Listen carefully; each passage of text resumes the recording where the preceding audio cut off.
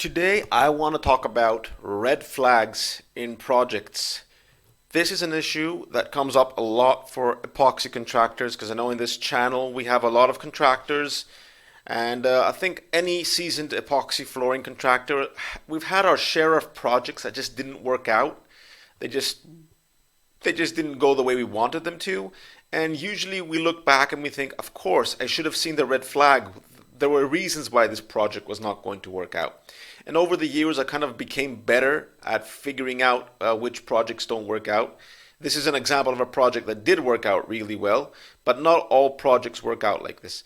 So today I want to go through 5 points and show you signs you can look out for to protect you from red flags in projects.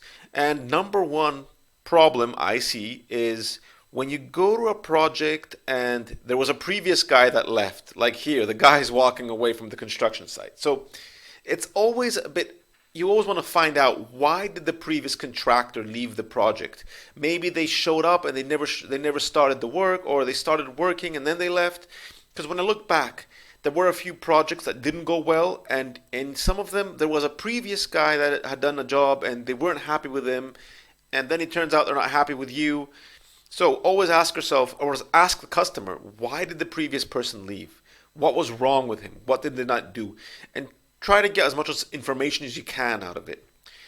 If they had some sort of disagreement, try to figure out what disagreements were there. Was it a disagreement on money? Was the customer being too controlling and perfectionist? Or could it just be that the contractor did not know the work? I mean, let's face it, contractors have a bad reputation sometimes and they get into trouble, but you also want to be careful who is at fault. And always look out when I see a customer that's always bashing the previous contractors. That's a red flag. It's like hiring an employee that is blaming everything on his previous boss. You want to be careful with these things. Figure out why the previous contractor left. Number two, and this is an issue in epoxy flooring. I have posted a picture here of a picture that is obviously fake. It looks pretty fake, but you have customers that see these really impressive pictures online with epoxy floors. They've been photoshopped, they've been edited. It's a small picture from far away, and they fall in love with the picture, and they kind of believe that my floor is going to look like this, or like this bedroom, for example.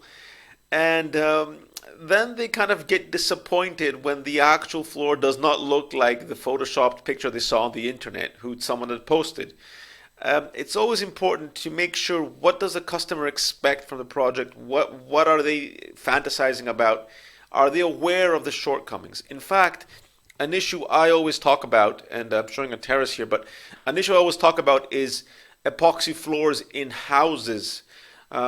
I'm always very, very wary about doing epoxy floors in living rooms and in kitchens. In fact, I've done a video. I'm going to post it now so you can have a look at this video, because it's an issue that comes up a lot. People in homes dream of these fantasy homes that don't actually work.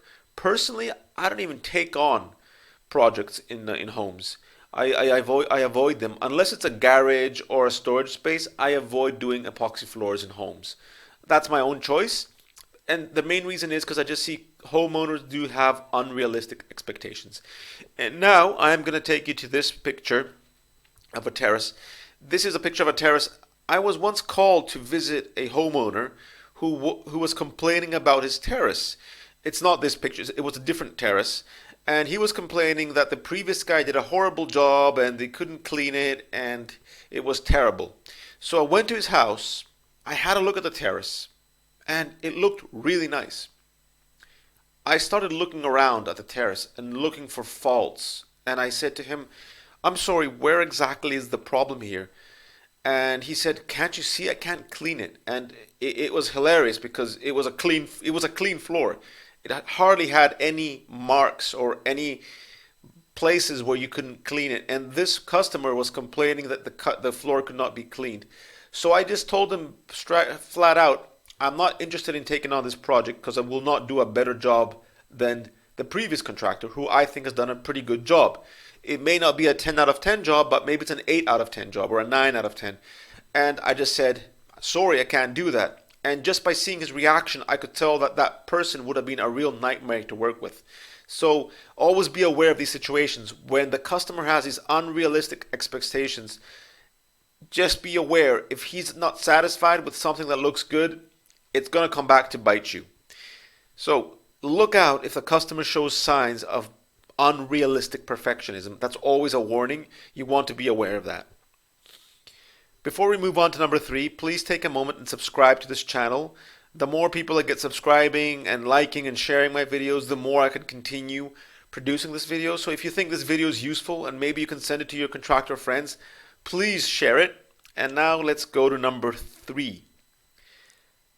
A third problem I see in projects is when you are expected to do a lot of things, but the customer does not really give you time. So he says something like, I'm closing on a Friday night, I have to work on Monday morning. So he's basically giving you very little time to complete the project and leave enough time for it to dry, to cure. Because you need to remember in these 3 days, for example, that he's giving you, or 2 days, you need to do all these things and then leave enough time for the coating to be actually dry enough so on Monday morning this customer can step again into his space. Or I see it with homes. A homeowner says, I'm going to empty my garage for 3 days, I want you to fix it up, and then I want to put my car in. But what if this is one of those floors that requires multiple grinding or multiple grouting, or it needs several coats of priming, you have to seal all these cracks, you have to wait for the sealants to cure and to dry, and then you have to recoat. So keep in mind, do you have enough realistic time to finish a project? I'm going to post a link below to a real story that happened to me over Christmas many years ago, where the customer gave us very little time and then he expected us to deliver a perfect project. So these are problems we see. Let's go on to number 4 now. Number 4, well, this picture tells it all: money. The question with many projects, and a real red flag, is, do customers actually have the money to do the work? I always ask for advance payments. In fact, I have posted a link below with an article to why you should be asking for advance payments. It's one of my blogs that I run. And especially when you're working with a person for the first time, you need an advance payment. There's many reasons why you need advances. I'm not going to list them here. I have listed them in the article. But you should always be asking for advance payments so you can test to see, does the customer even have the money? If a customer is squeezing you a lot on budget, that's also a red flag. They probably are struggling somewhere, or they're not really. I find customers that squeeze you on budget are also the pickiest customers. And the final point that I'm listing here is pay attention to the rest of the facilities. And this is what I'm posting here. Look out. If you go to one of those facilities where everything looks run down, chances are this person hasn't put much money into that facility. Unless, of course, he's recently become the owner. That's a whole different story. Maybe someone recently acquired or rented that facility and he's planning to renovate it. Obviously, that's a different story. But if someone's been in a building for 20 years and in those 20 years they haven't spent much money renovating it, chances are they won't want to spend much money on the floor, or they'll try to spend as little money as possible. That for me is a red flag. I like working with customers that appreciate value, that appreciate paying something extra for good work and good quality work and a better result. So you want to look out for rundown facilities. One more point about money, and this is especially important when you're working with homeowners. When you quote your price, don't just give a price per square meter or square foot. Also give the full price. So it's best if you actually measure the area to be covered and give them an entire quote. So if it's, let's say, 200 square meters and you're going to charge 30 square meters or 50 euros or 30 euros per square meter, actually multiply the number and tell them how much it's going to cost them, and also tell them how much tax is on that. Because especially I find when you're working with homeowners and business B2C customers, they don't know these things. Businesses are better at figuring these things out. I find that individual customers, you'll tell them 20 euros per square meter or 30 euros per square meter, and they don't even do the multiplication in their head. They just assume it's a price. So it's very important that the actual know the full amount they will be paying when they get the project delivered. And please note, the numbers I just gave, 20 and 30 euros, these are examples. Do not assume these are rates or any types of rates we charge for floors. I'm just saying numbers as an example. Number five, is the customer organized? This is especially the case when you go and work in business facilities, but also with homeowners. You want to look out. Is the customer going to address your issues? So you say, okay, I'm coming in on Monday. I want to have electricity, access to proper plugs so I can use my grinding machines. And many customers say, don't worry, I'll have that taken care of. And of course, they haven't taken care of it. Also, are people still working in the morning? You want the workspace to be isolated and empty, and you want to start working. Be aware when customers say something like, yeah, you can start working, and tomorrow you can work here, and the next day you can work there, and just make it clear you want the entire space for yourself. You cannot have people wandering around. And also, ask your own customer, how is his work affected? Because what happens to me sometimes is we start working on a project and then the customer says something like, don't coat any epoxy yet because, we need to use the back room at 2 o'clock today, so you can start working after 2. So make it very clear when he's working, when he's not working, and when you can show up for the work. Because I even had a customer once call me and say, I have a great idea. Why don't you come and work on Christmas because I'm not working on that day? Of course I turned him down because I have a principle. I don't work on holidays like Christmas. But I'm just keep these things in mind because it actually happens. Anyway, important point is look out if customers are kind of shirking responsibility. When you go into a project, yes, you are the contractor, but you expect the customer to help you to make the project as successful as it can be.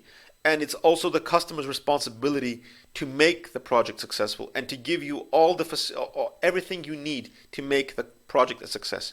You're both invested in this. Another reason why you should be asking for an advance payment. So that's all I have to talk to you about today. You want to check out the links I talked to you about before. You can also check out our newly online epoxy flooring course. It is designed for contractors that want to enter the space and want to learn more about epoxy flooring. And if you're just interested in learning more about epoxy, it's a really good course. It's not priced very expensive. It's at a good price and definitely much cheaper than buying a bunch of epoxy packs and then wasting them because you did not know how to apply them properly. Thank you very much. Check out the links below that I mentioned. Don't forget to share and subscribe.